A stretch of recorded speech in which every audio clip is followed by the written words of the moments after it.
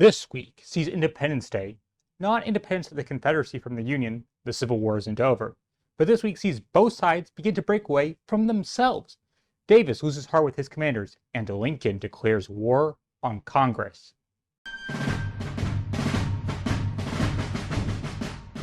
Second, Georgia. General Joseph E. Johnston has withdrawn his men behind the Chattahoochee River. He can't be encircled. He can't let Atlanta fall.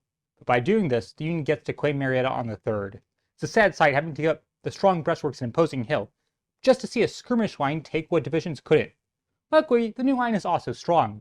Colonel Stephen Pressman, the chief engineer, is a genius. While Kennesaw Mountain is better, he will have trouble with the new front. General Tecumseh doesn't see trouble, only opportunity. The rebels are retreating. Strike now and they can be destroyed. Hooker disorganizes Howard by trying to rush through him. General Thomas receives the following letter. We will never have such a chance again. Press with vehemence at any cost of life and material. Any cost? Sherman has lost his mind. It's disregarded. The opportunity that never existed was lost. Independence Day, the Union charges over the breastworks at Ruff's Mill. Victory! Johnston's noose is tightened. Howard advances closer. McPherson moves closer. Everywhere the Union advances. General Leggett encounters a new opponent, Major General Gustavus Smith and the Georgia militia.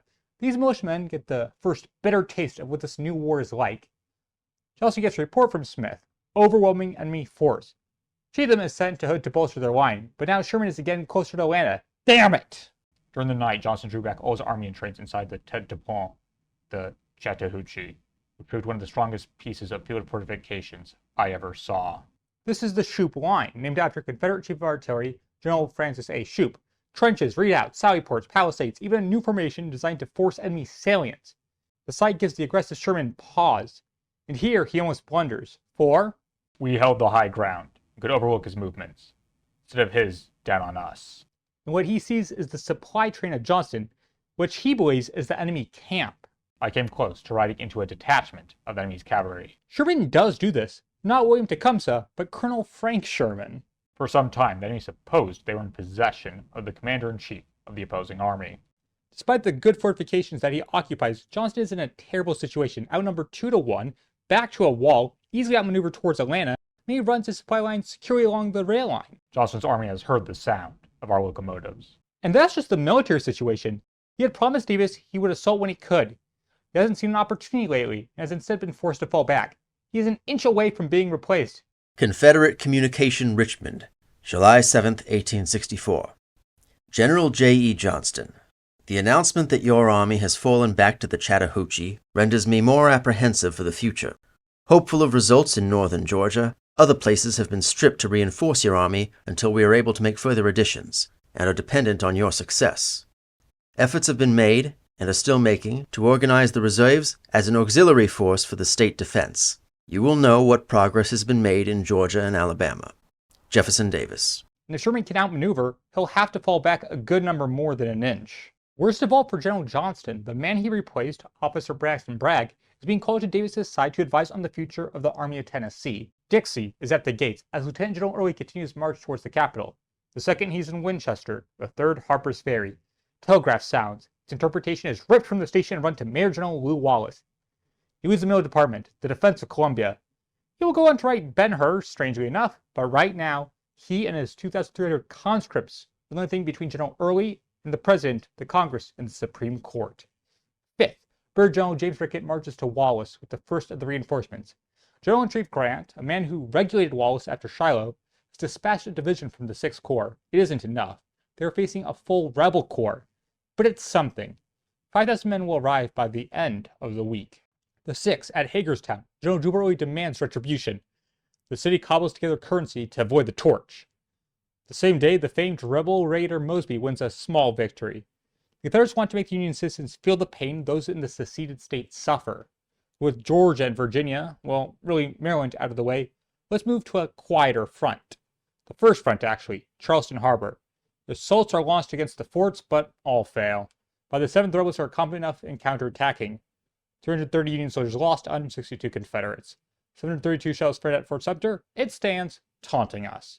The 5th, General Nathan Bedford Force, is again being hunted. He massacred men at Fort Pillow and won his greatest victory at Price's Crossroads.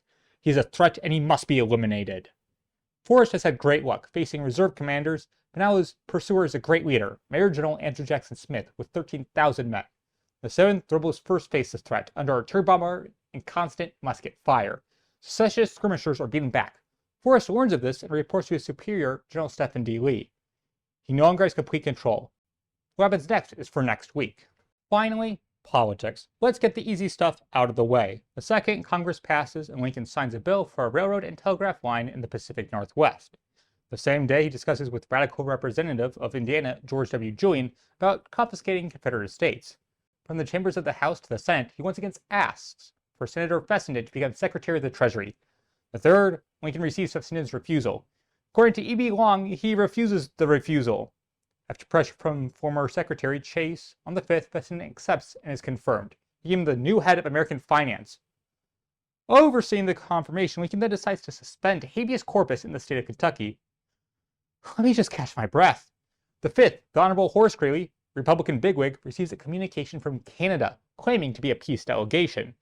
Greeley has been trying to find a solution to this war since its beginning, and now 2 officers of Davis with the power for peace.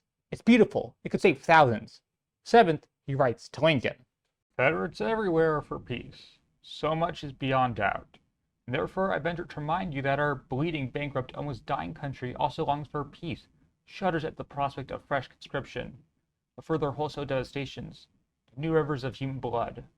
The widespread conviction that the government and its prominent supporters are not anxious for peace, and do not improve preferred opportunities to achieve it, is doing great harm. Lincoln is doubtful. He has unreliable information the Canadian Confederates are trying to stir up trouble. Furthermore, can we really trust any of this? Why go through a reporter? He doesn't respond just yet, waiting till next week. Europe. Where has it been? Where we left it. Great Britain and France have been hovering over our nation like ravens searching for weakness. But there are other empires. Where have their interests gone? Central and Eastern Europe have been seeing the rise of Prussia, most recently the Second Schleswig War, which started in February and has been ongoing, along with a Polish rebellion in the Tsarist Empire. Europe has to focus on its own. And that was just the easy stuff. Lord help me. Oh yeah, the 7th Lincoln announced a day of prayer. But the actual meat of politics is the Wade Davis bill, passed through Congress, named after the kings of the radicals, Senator Benjamin Wade and Representative Davis, starting to break the Republican Party in 2. But why is it so controversial? 51%, the wedge. The bill would require a majority of Southern citizens in seceded states to take the ironclad oath for their state to be readmitted. This would first derail the states of Arkansas, Louisiana, and Tennessee, which are fully established. Second, it would lower Republican chances in the 1864 election. And third, and worst of all to moderates, it's just too harsh. Before we go further, let's understand the oath. I actually have no idea why it's called the ironclad oath.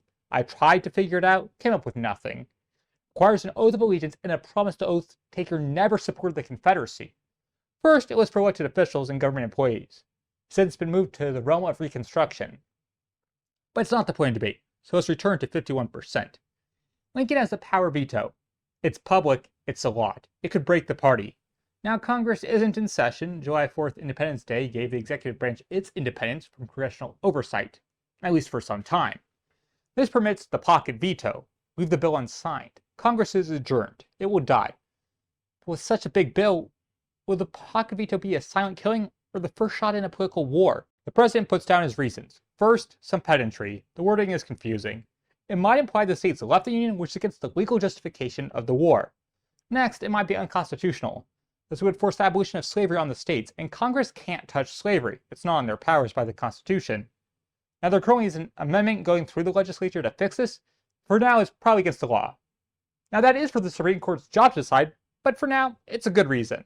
Now, therefore, I, Abraham Lincoln, President of the United States, do proclaim, declare, and make known that while I am, as I was in December last, when by proclamation I propounded a plan for restoration, unprepared by formal approval of this bill, to be inflexibly committed to any single plan of restoration, and while I also unprepared declare that the free state constitutions and governments already adopted and installed in Arkansas and Louisiana shall be set aside and held for naught, thereby repelling and discouraging the loyal citizens who have said the same as to further their effort, or declare constitutional competency in Congress to abolish slavery in states. At the same time, sincerely hoping and expecting that constitutional amendment abolishing slavery throughout the nation may be adopted. Nevertheless, I'm fully satisfied with the system for restoration contained in the bill, is one very proper plan for the loyal people of any state choosing to adopt it, and that I am, and at all times shall be prepared to give the executive aid and assistance to any such people, so soon as the military resistance to the United States shall have been suppressed in any such state. The people thereof shall have sufficiently returned to their obedience to the Constitution and the laws of the United States, in which cases military governors will be appointed with directions to proceed according to the bill.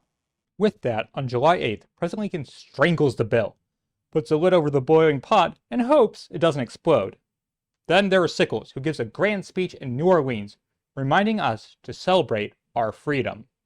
This July 4th has a significance to me, which every other occasion has lacked. There is a heavy military presence, but we are not invaders. I would not come here for such a purpose, and I know my comrades would not. We're here to restore order and re-establish tranquility, to assist the loyal men of Louisiana to put down insurrection, to restore to you and yours the proud heritage of Republican liberty that descended to you from your fathers. America, when it threw off the yoke of British oppression, could in no way be compared with the Southern secession movement. No! When a flaw in the diamond shall be given value to the jewel, when poison, instead of being a subtle destroyer, shall become the conservator and promoter of life and health, when the spots on the sun and not the sun itself shall give light and heat and culture to the earth, then it may be said with truth, and not until then, that the cause which enshrined forever on the 4th of July, 1776, is identical with that for which the rebellion is now in arms. That's where the week ends. That's where the week ends. It's been 1 year since Gettysburg, 1 year since the Union was saved. How far have we come? We are now at the gates of Richmond, but they're advancing to D.C. We broke through Tennessee and are eating up Georgia at a great cost. We are infighting amongst ourselves. It seems much hasn't changed on the surface. But dig deep. Look at the real situation. We have the two rebel armies pinned in cities they can't afford to lose. Desperation has taken hold of the Confederacy. We can come back from losses. We always have. From Washington outside New York to Grant outside Richmond. But the rebels, they haven't recovered from Vicksburg or Gettysburg. And they never will. Hi, it's the entire Civil Week by Week team here, and I hope everyone enjoyed Independence Day. Well, I guess if you're not American, you wouldn't be celebrating Independence Day today. Well, not today. Timelines are weird, which is a weird thing to say when that's your entire job. But it's been 1 year since Gettysburg. My channel has grown immensely, and I'm thankful to every single one of you who keeps on watching and supporting these videos. And I really do hope to see you next week.